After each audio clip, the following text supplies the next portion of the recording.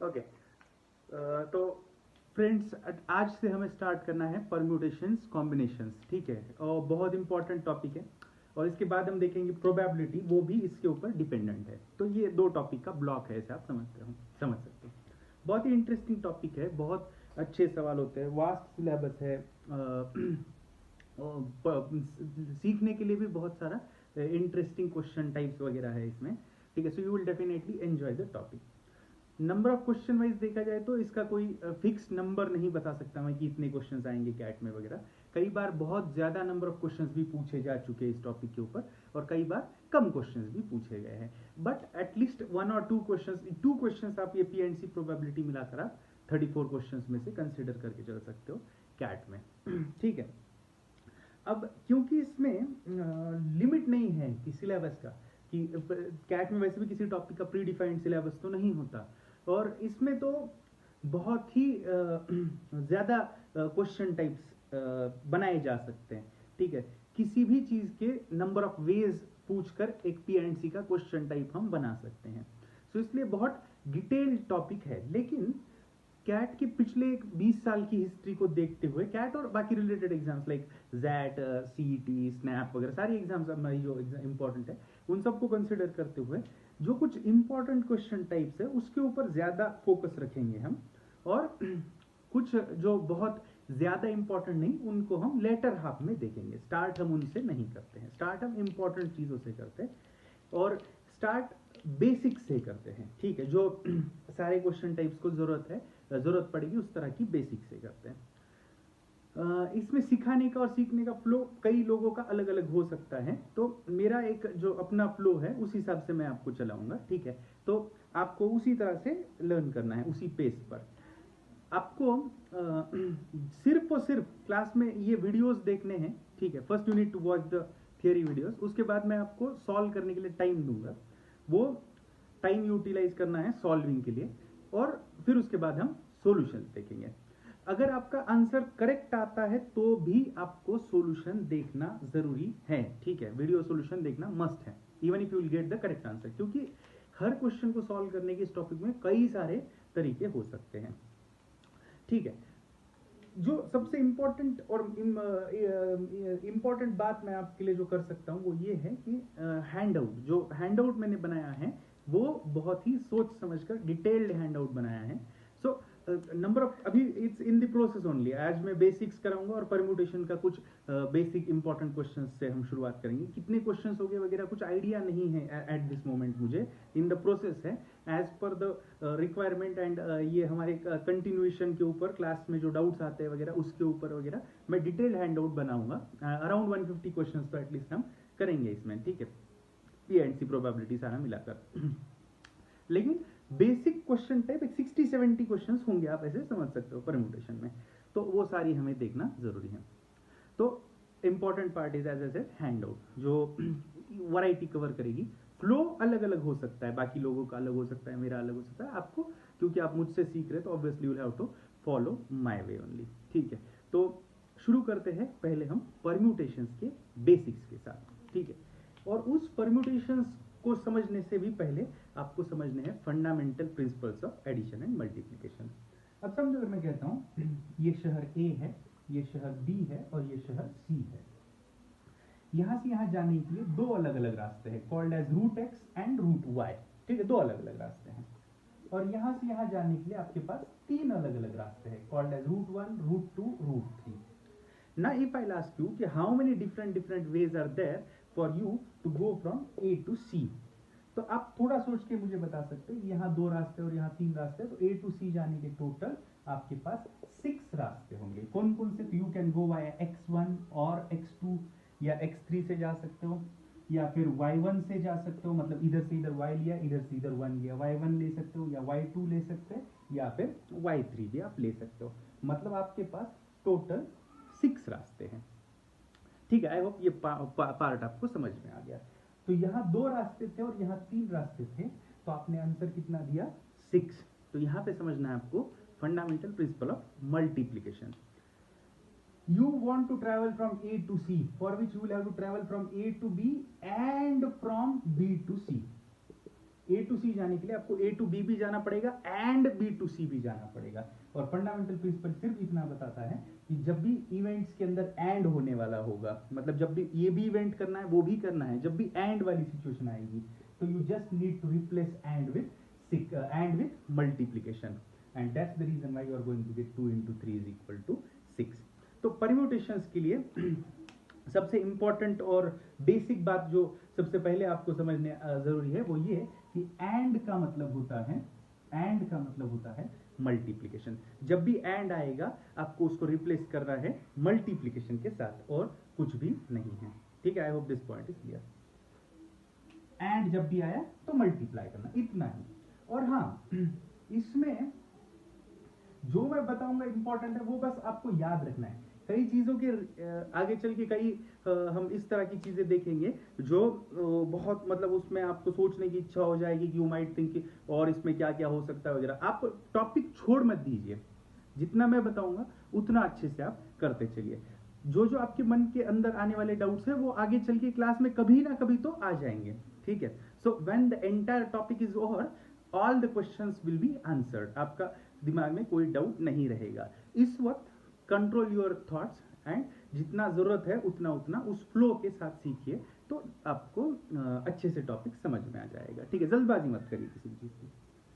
अब दूसरी चीज समझो, अगर मैं कहता हूँ एक पर्सन इस रूम के अंदर बंद है, वो अगर बाहर आना चाहता है तो इस तरफ से उसको 2 रास्ते हैं, एंड अगर वो बाहर आना चाहता है तो इस तरफ उसके लिए 3 रास्ते हैं। Now if I'll ask you via how many different ways he can come out of this room, वो बंदा इस रूम से कितने अलग अलग तरीके से बाहर आ सकता है, तो आप बोलेंगे 1 1 1 1 1, that means there are a total of 5 ways। तो वो टोटल 5 ways से बाहर आ सकता है, क्योंकि person will choose one of these 2 routes और he will choose one of these 3 routes. वो या तो इधर जाएगा या फिर उधर जाएगा, he won't do this as well as that event. वो या तो ये इवेंट करेगा या फिर ये इवेंट करेगा। मतलब इवेंट्स के बीच में और आ रहा है, और का सिंपल मतलब आपको लेना है प्लस। और इज नथिंग बट एडिशन।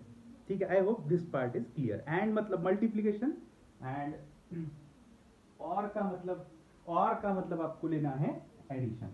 ठीक है, तो ये 2 चीजें आपको समझ में आनी जरूरी है। बेसिक है, कई सारे परम्यूटेशन कॉम्बिनेशन के क्वेश्चन सिर्फ इतने चीज से सॉल्व कर सकते हो आप। ठीक है, इमीडिएटली हमें सॉल्व करना नहीं है, पहले हमें थ्योरी देखना है, वो भी बेसिक थ्योरी। ठीक है, तो अब आगे देखते हैं। अब एक्चुअल टर्म पे आते हैं। टर्म है परम्यूटेशन। ठीक है, पहले हम परम्यूटेशन से, आज इस वीडियो में जो भी देखेंगे सिर्फ परम्यूटेशन होगा। There will nothing be something like combination, सिर्फ परम्यूटेशन हम देखेंगे।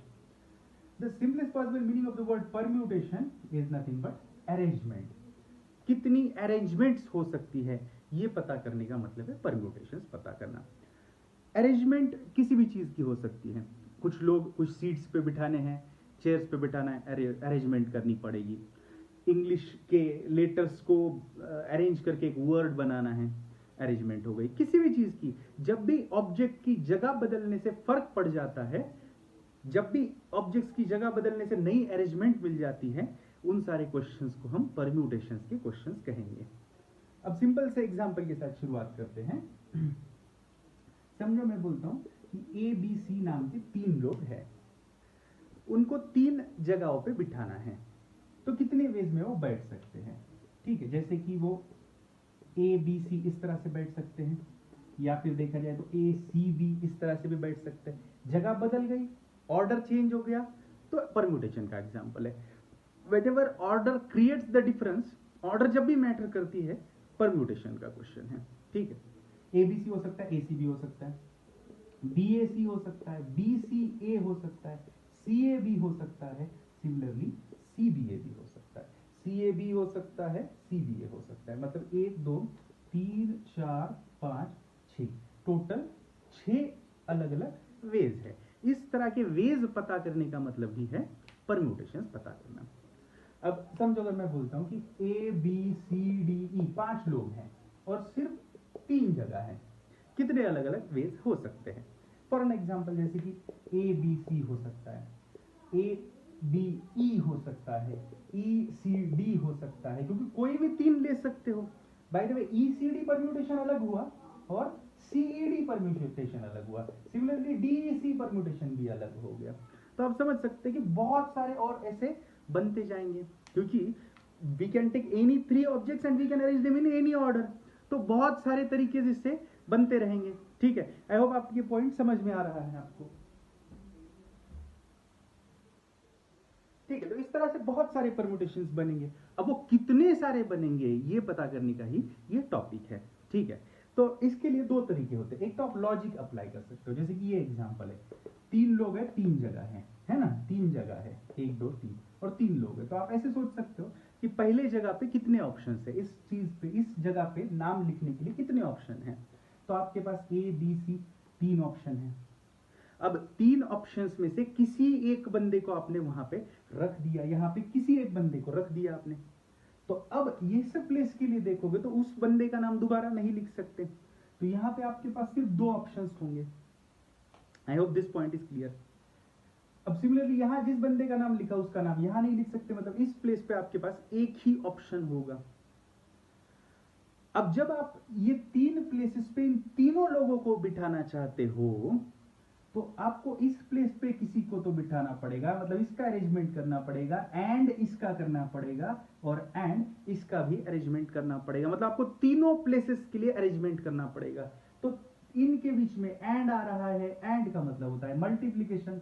सो 3 into 2 into 1 that means 6।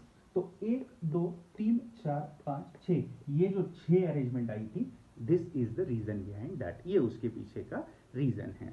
I hope ये पॉइंट आपको समझ में आ गया अच्छे से। अब सिमिलरली यहां पे इस एग्जांपल पे देखेंगे तो अगेन 3 प्लेसेस फिल करनी है, लेकिन यहां पे ऑब्जेक्ट्स 5 थे। तो पहले प्लेस पे सोचेंगे तो ABCDE में से किसी भी एक बंदे का नाम लिख सकते हैं, that means we do have 5 options. अब जिस बंदे का नाम यहां लिख दिया उसका दोबारा नाम यहां पे लिख नहीं सकते, तो यहां पे हो गए 4 ऑप्शंस। अब इसका जहां पे इधर जिसका नाम लिख दिया उसको छोड़ के बाकी के जो 3 लोग बचते हैं उसमें से किसी का भी नाम हम यहाँ पे लिख सकते हैं। So 3 option, and again we need to fill these 3 places, that means we need to fill this place and this place and this place. इसलिए ऐसे केसेस में हमेशा मल्टीप्लाई होगा। सो 5 इंटू 4 20 इंटू 3, टोटल कितना हो रहा है 60। तो ये 1 2 3 4 5 तो मैंने लिख दिया था, लेकिन और बहुत सारी बन सकती थी, ये मैंने कहा था। तो कितनी बन सकती है टोटल इस केस में, जब 5 ऑब्जेक्ट है, 3 जगह है, तो कितने परम्यूटेशन बन सकते हैं। तो आपका सिंपल सा आंसर आना चाहिए 60। There can be 60 permutation possible. ठीक है, तो ये पॉइंट आपको क्लियर होना चाहिए। तो इस तरह से आप कर सकते हो। या फिर ये लॉजिकल वे हो गया, या फिर इसको फॉर्मूला फॉर्म में भी कर सकते हो। फॉर्मूला क्या बोलता है, whenever you have n objects, जब भी आपके पास n ऑब्जेक्ट्स होंगे टोटल, और उसमें से r ऑब्जेक्ट्स की अगर आपको अरेंजमेंट करनी होगी, your answer is always going to be NPR, and the meaning और the answer of NPR is nothing but n factorial divided by n minus r bracket factorial. अब इस क्वेश्चन में देखेंगे तो 3 ऑब्जेक्ट्स थे और तीनों को अरेंज करना था, मतलब ये एग्जांपल बन गया 3p3 का। यहाँ पे 5 ऑब्जेक्ट्स थे और 3 ही अरेंज करने थे, तो ये एग्जांपल बन गया 5p3 का। आई होप ये आपको समझ में आना जरूरी है। ठीक है, तो ये this 5p3, this is 3p3। Bye the way 3p3 कितना होगा, 3p3 will be 3 factorial divided by n minus r factorial. 3 minus 3 0, 0 factorial, 0 factorial होता है 1 और 3 फैक्टोरियल होता है 6। फैक्टोरियल का मतलब वहां से लेकर 1 तक के नंबर्स का multiplication. So when I am talking about 5 factorial, it will be 5 into 4 into 3 into 2 into 1। 10 factorial भी 10 into 9 into 8 into 7 into 6 dot dot dot up to 1। ठीक है, तो ये 3p3 बन गया, ये 5p3 बन गया। सो NPR जब भी आएगा तो meaning of NPR is n factorial by n minus r bracket factorial. एक तो हम लॉजिकली करेंगे, मतलब इस फॉर्मूला में बहुत ही रेयरली जाएंगे, और अगर जाते हैं तो भी NPR का ये फॉर्मूला तो है, लेकिन लॉजिकली ओरली ऐसे समझ लो कि NPR का फाइनली आंसर क्या आता है, तो n से लेकर एक एक करके कम होने वाले r अलग अलग नंबर्स का मल्टीप्लीकेशन। मतलब मैं 10p3 बोलूंगा तो इसका मतलब क्या आएगा, तो 10 से एक एक करके कम होने वाले टोटल 3 नंबर्स का multiplication, that means it will B 10 into 9 into 8। I hope this is clear. मैं अगर बोलता हूँ 20p4 तो meaning is 20 into 19 into 18 into 17, मतलब ये सॉल्व होने के बाद। अगर मैं बोलता हूँ 15p1 तो 15 से एक ही नंबर मतलब 15। 15p2 will be 15 into 14। अब मैं अगर 10p10 बोलता हूँ तो 10 से कम होने वाले 10 नंबर मतलब 10 into 9 into 8 into 7 dot dot dot up to 1। That means you can understand that npn will always be n factorial. npn का मतलब हमेशा आता है n फैक्टोरियल। ठीक है, तो ये परम्यूटेशन के बारे में समझना जरूरी है। NPR होता है, NPR का मतलब n से कम होने वाले r नंबर्स का मल्टीप्लिकेशन, 4 है तो 4 नंबर्स का मल्टीप्लिकेशन। 50p3 क्या होगा? 50p3 will be 50 into 49 into 48, that's it. आप चाहो तो वो कैलकुलेटर से भी निकलवा सकते हो। इसके जरिए जो एग्जाम्पल्स बन सकते हैं वो हमें आज की क्लास में देखने हैं। इंपॉर्टेंट क्वेश्चंस रहेंगे क्योंकि इसमें वर्ड बेस्ड जो स्पेलिंग्स के ऊपर के बनते हैं और जो डिजिट्स के ऊपर होते हैं वो सारे क्वेश्चंस इसमें पूछे जाते हैं। स्पेलिंग के ऊपर का मतलब क्या मैं बोल रहा हूँ समझो। अगर मैं बोलता हूँ कि समझो बोलता हूँ रोहित, ROHIT, मैं बोलता हूँ कि by using all the letters of the word Rohit how many words can be found? 5 letter. देखो इसमें कई बार स्टूडेंट्स को आता है कि रिपीटेशन अलाउड है या नहीं है वगैरह, ठीक है, तो आपको वो समझना पड़ता है। वर्ड्स वाले केस में unless and until, unless it is mentioned that repetition is allowed, till that time you can not use repeated words. आप रिपीटेशन जब तक अलाउड लिख के नहीं जाता वर्ड के बारे में तब तक आप अलाउ नहीं कर सकते। मतलब मैं क्या बोल रहा हूं आपको, 5 लेटर के कितने वर्ड्स बन सकते हैं bye using the letters of the word Rohit. जैसे कि एक तो रोहित ही बन गया, इसके सिवा HTOIR बन सकता है या RTOHI बन सकता है। ऐसे इस तरह के कितने बन सकते हैं ये अगर मैं बोलता हूँ तो आप क्या बोलेंगे? 5 लेटर का बनाना है, पहले प्लेस पे 5 ऑप्शन, फिर 4 क्योंकि एक यूज हो गया, फिर 3, फिर 2, फिर 1 और आप बोलेंगे it is coming out as 120। Perfectly fine. या आप ऐसे बोल सकते हो कि 5 लेटर है एंड आपको पांचों अरेंज करने हैं, so it is going to be 5p5। 5p5 is 5 factorial because npn is n factorial, अभी देखा था हमने। ठीक है, तो इस तरह से ये बन जाएगा। तो वर्ड्स वाले केसेस में कोई दिक्कत ही नहीं है। हाँ बाय द वे, अगर मैंने सारे नहीं बोला, मैंने क्या बोला? By using the letters of the word Rohit without repetition how many 3 letter words can be found? 3 letter वाले कितने बन सकते हैं?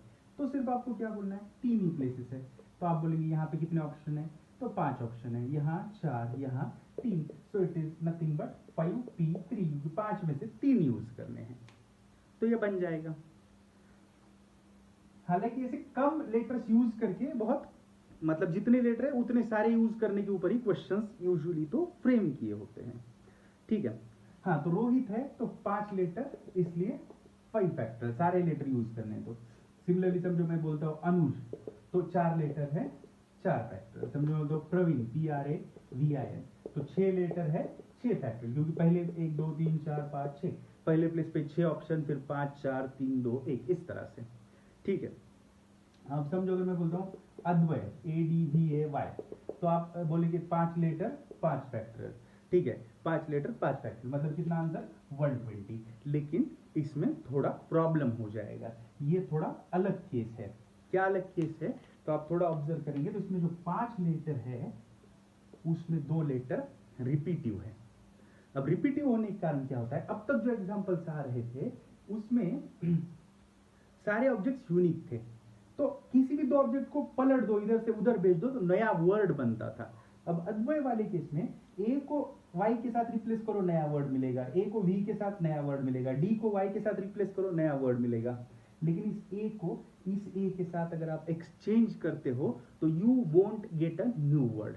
और ये हमेशा स्टूडेंट के लिए जब भी कुछ रिपीटिव आता है तो हमेशा स्टूडेंट्स के लिए मुसीबत बन जाता है। ये आंसर तो आ जाएगा आपको, you will say it is nothing but 5 factorial by 2 factorial. क्यों 2 फैक्टोरियल से डिवाइड करना है? क्योंकि 2 लेटर रिपीट है। तो इन दो को अलग समझ के जो हमने एक्स्ट्रा मल्टीप्लिकेशंस किए थे उसको हटवाने के लिए आपको उतने फैक्टोरियल से डिवाइड करना पड़ेगा। ठीक है, जब भी रिपीट आया तो। लेकिन ये तो आपको बहुत बेसिक बात है, तो अब में से बहुत सारे लोगों को शायद ये पहले भी पता रहा होगा। लेकिन जब डिफिकल्ट क्वेश्चंस भी पूछा जाता है और उसमें भी अगर कुछ अलग सी कंडीशन होती है, वो हैंडआउट में हमारे पास है क्वेश्चंस, वो हम देखेंगे, तो उस वक्त भी आपको सिर्फ इतनी बात याद रखना है कि whenever some objects are repeating itself, तो that time what you need to do is initially consider them as a different objects only, अलग ही समझ के चलो उनको। बोलो 5 लेटर है तो 5 लेटर है तो क्या आंसर होता है 5 फैक्टोरियल। बस एंड में before marking the final answer, बस एंड में before marking the final answer आप ये देखो कि कुछ रिपीट तो नहीं है, और अगर रिपीट कुछ दिखता है तो जितनी बार जो भी चीज रिपीट है उतने फैक्टोरियल से डिवाइड मार के चलिए। आई hope this point is clear. तो अद्वय का हो जाएगा 5 फैक्टोरियल बाय 2 फैक्टोरियल। ठीक है, इसी तरह से समझो, मतलब अब अगर मैंने ये दिया होता triple A double B double C D, हाँ ये 1 2 3 4 5 6 7 8, ये 8 लेटर का वर्ड है, इससे कितने अलग अलग वर्ड्स बनेंगे। तो आप ऐसे ही बोलो 1 2 3 4 5 6 7 8, 8 लेटर है, सारे अलग ही मान के चलो थोड़ी देर के लिए, एंड से it is nothing but 8 factorial. But before giving the final answer just have a look कि कुछ रिपीट तो नहीं। तो जैसे कि रिपीट है ए कितनी बार है 3, तो डिवाइड बाय 3 फैक्टोरियल, 3 से नहीं 3 फैक्टोरियल से डिवाइड करना है। Similarly, B is repeated 2 times, so divide by 2 factorial. Similarly, C is repeated 2 times, divide by 2 factorial. ठीक है, तो इस तरह से आपको करना है। 3 फैक्टोरियल कितना होता है 6, 2 फैक्टोरियल होता है 2, 2 फैक्टोरियल होता है 2। Bye the way 2 factorial into 2 factorial 4 factorial नहीं होता। ठीक है, तो इस तरह का कुछ अरिथमेटिक गलत तरीके से इस्तेमाल मत कीजिए। ठीक है, I hope this point is clear. अब जैसे कि समझो अगर मैं बोलता हूँ, एक वर्ड देता हूँ इंजीनियरिंग, ENGINERING, ठीक है, स्पेलिंग तो सही है, ERING। ठीक है, now if I ask you how many different words can be found by using all the letters of the word engineering, तो आप क्या बोलेंगे 1 2 3 4 5 6 7 8 9 10 11 लेटर है, इसलिए क्या बोलेंगे 11 फैक्टोरियल। अब रिपीट क्या है, ई कितनी बार है 1 2 3, और तो नहीं है तो 3 फैक्टोरियल। n कितनी बार है 1 2 3, so again divide by 3 factorial. g कितनी बार है 1 2, so divide again by 2 factorial. i is there for 2 times, so divide by 2 factorial. r तो एक ही बार है, एक बार है तो डिवाइड करने की जरूरत नहीं है, क्योंकि 1 factorial in any ways is 1 only. ठीक है, तो आई hope this point is also clear.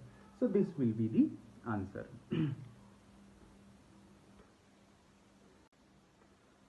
अब थोड़ा सा सर्कुलर परम्यूटेशन के बारे में देखते हैं। सर्कुलर परम्यूटेशन मतलब जब भी ऑब्जेक्ट्स को सर्कुलरली अरेंज करना है, मतलब कुछ लोगों को एक सर्कुलर टेबल के अराउंड कुछ बिठाना है वगैरह, उस तरह के क्वेश्चंस। अब लीनियर टेबल और सर्कुलर टेबल में जो मेजर डिफरेंस है वो ये कि सर्कल को कोई स्टार्ट या एंड नहीं होता। ठीक है, सर्कल को कोई स्टार्टिंग या एंडिंग पॉइंट नहीं होता। अब क्या प्रॉब्लम है, देखो ABC नाम के 3 लोग हैं, अगर इन 3 लोगों को लाइन में बिठाना है, तो थोड़ी देर पहले हमने देखा था कि 3 जगह है तो 3 इंटू 2 इंटू 1, 6 वेज होते हैं। कौन से 6, तो ABC, ACB, CAB, CBA और BAC, BCA, इस तरह के 6 वेज होते हैं। अब मान लो कि इन्हीं 6 लोगों को सर्कुलर टेबल के अराउंड बिठाना है, तो सर कितने वेज हो सकते हैं ये देखते हैं। सर्कल की खास बात ये होती है कि सर्कल को स्टार्टिंग या एंडिंग पॉइंट नहीं होता। जब भी आप किसी पर्सन को एक पर्सन को बिठाते हो सर्कुलर टेबल पे कहीं पे, तो वहां से सर्कुलर टेबल की शुरुआत होती है। मान लो अगर ये ABC ड्रॉ करना चाहता हूं, मैंने A को यहाँ बिठाया, उसके बाद क्लॉकवाइज में आगे जाते वक्त B और क्लॉकवाइज में आगे जाते वक्त C को बिठाया, एक अरेंजमेंट हो गया। समझिए दूसरा ड्रॉ करते हैं ACB, ACB क्लॉकवाइज है, A के बाद C के बाद B, ठीक है, 2 अरेंजमेंट हो गए। अब समझिए CAB ड्रॉ करना चाहता हूं मैं, तो मुझे सेपरेट से नया ड्रॉ करने की जरूरत नहीं, क्योंकि C followed by A followed by B, C followed by A followed by B, CAB तो मैंने पहले ही ड्रॉ कर दिया है, तो ये तो नए से आएगा नहीं। सिमिलरली CBA भी मैंने पहले से ही ड्रॉ करके रखा है, जरूरत नहीं है। BAC, B followed by A followed by C, ये भी हमने ड्रॉ करके रखा है, तो इसलिए इसकी भी जरूरत नहीं। और BCA, B followed by C followed by A, ये भी ड्रॉ किया है, इसलिए इसकी भी जरूरत नहीं। इसलिए 3 लोग हैं तो 6 अरेंजमेंट नहीं बन रही है, यहाँ पे सिर्फ अरेंजमेंट बन रही है 2। क्यों?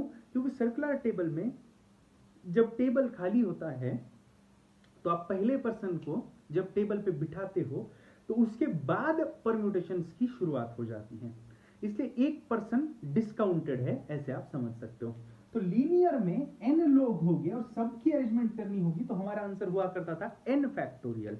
लेकिन सर्कुलर में अगर n लोग है तो हमारा आंसर रहेगा n-1 फैक्टोरियल।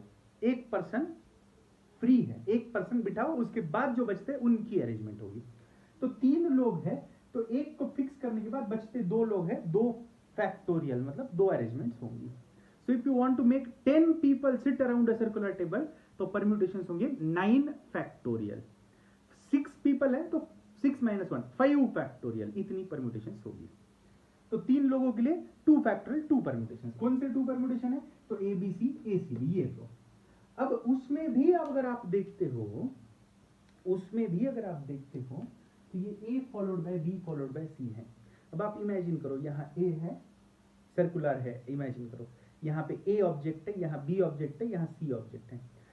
अगर ये कोई नेकलेस है, मान लो ये कोई अगर नेकलेस है जिसमें 3 डायमंड लगाए हमने, यहाँ A डायमंड A कलर का, यहाँ B कलर का डायमंड, यहाँ C कलर का डायमंड। अब ये नेकलेस के केस में क्या होता है, अगर आपने इस तरह से नेकलेस को रोटेट कर दिया, क्योंकि नेकलेस का कोई फ्रंट और बैक साइड नहीं होता, तो इस नेकलेस को अगर आप रोटेट कर देंगे तो यहाँ A, ये इधर का B इधर चला जाएगा और इधर का C इधर आ जाएगा। मतलब इसको अगर आप रोटेट करेंगे तो इसका जो फ्रंट साइड है और इसका जो बैक साइड है वो दोनों सेम है।